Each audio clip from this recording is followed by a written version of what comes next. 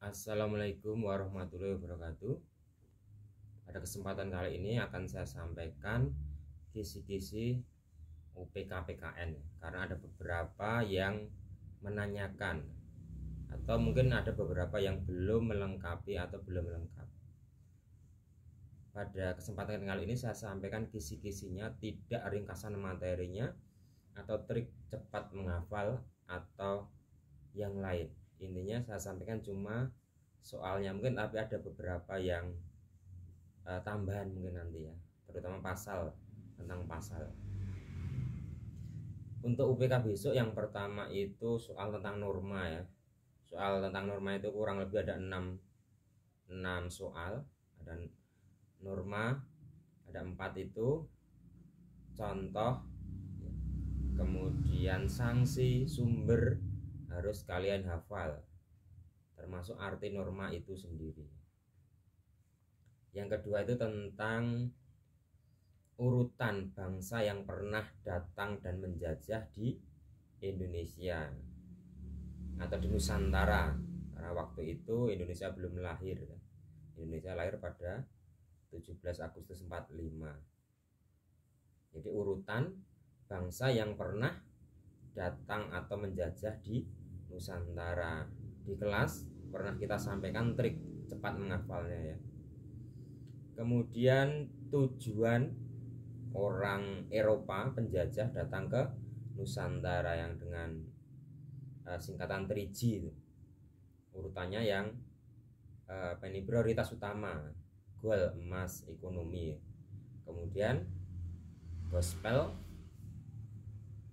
penyebaran ajaran agama mereka, dan glory itu kemuliaan, kejayaan dari orang-orang Eropa. Kemudian setelah apa tadi, tujuan bangsa Eropa datang ke Nusantara, pada soal UPK selanjutnya menanyakan tentang kebebasan menyampaikan pendapat di muka umum. Di kelas sudah saya sampaikan triknya. Mungkin kalau belum tahu silahkan tulis di kolom komen, nanti saya buatkan video kalau belum tahu triknya. Selanjutnya soal tentang nilai-nilai yang terkandung dalam setiap sila dari Pancasila ya. Contohnya sila pertama, ketuhanan yang Maha Esa, itu aplikasinya dalam kehidupan ya, kita menghargai pemeluk agama lain, tidak memaksakan kehendak agama kita ke yang lain. Itu contoh dari penerapan nilai dari Pancasila pada kehidupan sehari-hari, tidak kita diskusikan lagi. Kemudian arti dari demokrasi secara istilah, secara bahasa ya. Demokrasi secara bahasa, demo dan kratos artinya apa, itu sudah disampaikan. Kemudian arti demokrasi secara istilah, mungkin kita besok memakai yang ini dari yang paling singkat, pemerintahan dari rakyat, oleh rakyat, dan untuk rakyat. Nah, itu dihafalkan ya. Selanjutnya arti kedaulatan, kemudian teori kedaulatan. Nah, itu ada triknya, kita sampaikan di kelas. Bagi yang belum tahu silahkan tulis di kolom komen, nanti saya buatkan videonya ya kalau belum tahu. Kalau ini udah tahu ya alhamdulillah, kalau belum bisa ditanyakan ke teman juga ya. Kemudian arti otonomi daerah ya, secara bahasa, auto dan nomos. Auto itu artinya sendiri, nomos itu pemerintahan. Kemudian secara istilah otonomi daerah adalah, nah itu bisa ditanyakan temannya kalau belum mencatat. Nah, kemudian yang ini ya, yang ini pasal-pasal dalam Undang-Undang Dasar 45. Besok itu yang keluar pasal 18. Nah, ini ringkasnya ya. 18 itu tentang otonomi daerah ya. Silakan kalian hafal ya. Besok yang keluar itu ada pasal 18 ya. Itu tentang apa? Otonomi daerah.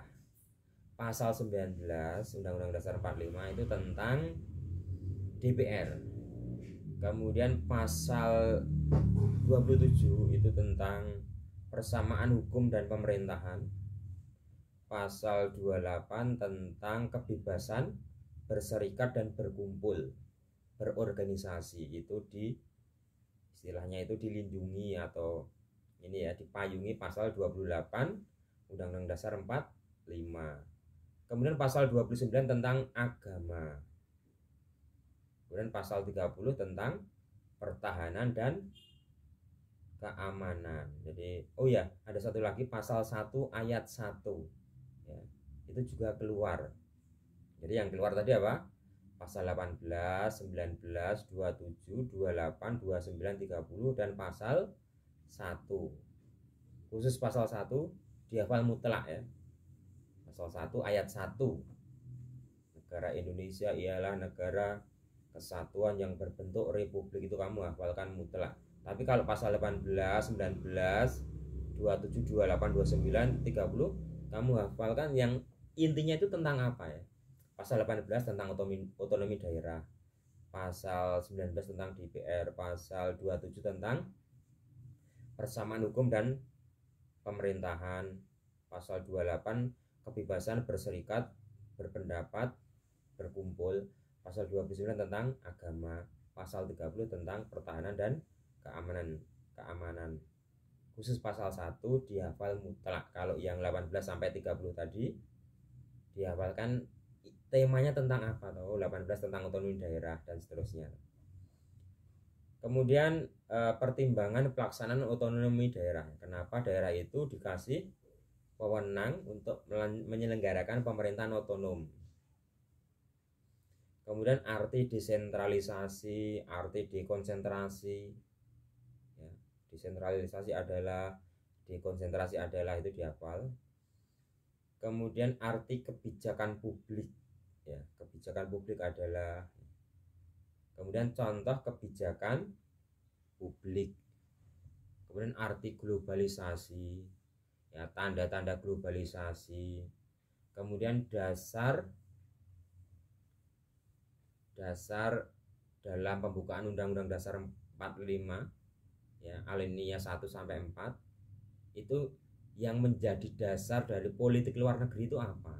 Jadi, politik luar negeri Indonesia itu dalam pembukaan Undang-Undang Dasar 45 itu dasarnya alinea berapa ya?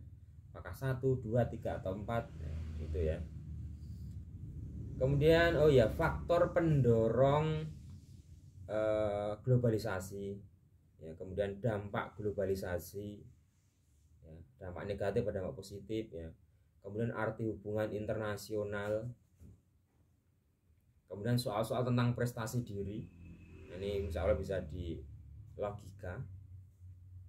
Kemudian yang terakhir ya, 7 pahlawan revolusi yang dibunuh oleh PKI di Lubang Buaya. Jadi itu ya, kisi-kisi PKN UPK 2022. Nah, mungkin kalau ada pertanyaan silahkan di kolom komen. Jangan lupa subscribe yang belum. Kita akhiri. Assalamualaikum warahmatullahi wabarakatuh.